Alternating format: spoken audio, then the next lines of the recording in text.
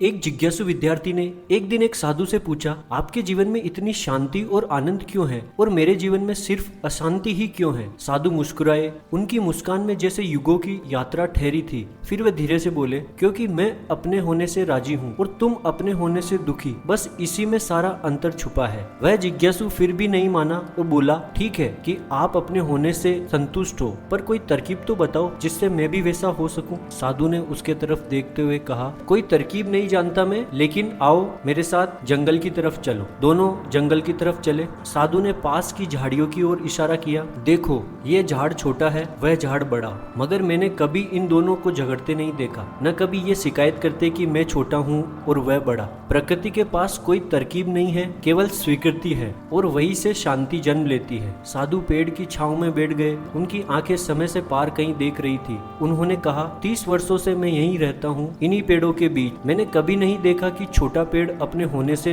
दुखी हो या बड़ा अपने होने से घमंडी। यहाँ सब अपने स्वभाव में स्थित है, सहज है, मौन है, संतुष्ट है, क्योंकि अभी तुलना ने प्रवेश नहीं किया है। उन्होंने अभी खुद को एक दूसरे से तोला नहीं है, और जहाँ तुलना नहीं है वहीं से सच्चा आनंद फूटता है। मैंने देखा है उस घास के छोटे से पत्ते को भी, वो भी उसी आनंद से हवा में झूमता है जिस गहन आनंद से कोई विशाल देवदार का वृक्ष हिलता है। एक घास का फूल भी उसी मौन उल्लास से खिलता है जिस रस में गुलाब अपनी पंखुड़ियां खोलता है। प्रकृति के पास कोई अहंकार नहीं, कोई तुलना नहीं, जो है जैसा है पूर्ण है, और शायद इसलिए वहाँ सिर्फ सौंदर्य है, सिर्फ शांति है और सिर्फ आनंद है। तुम्हारे लिए फर्क है, तुम कहते हो यह तो बस घास का फूल है और यह गुलाब का, लेकिन घास के फूल और गुलाब के फूल के बीच कोई तुलना नहीं होती। वे दोनों अपने अपने रंग, अपनी अपनी खुशबू, अपने अपने क्षणों में डूबे हुए हैं, पूर्ण रूप से समर्पित भाव से, क्योंकि उन्हें एक दूसरे से बेहतर या कमतर नहीं बनना, सिर्फ खिलना है। और जो मनुष्य इस रहस्य को समझ लेता है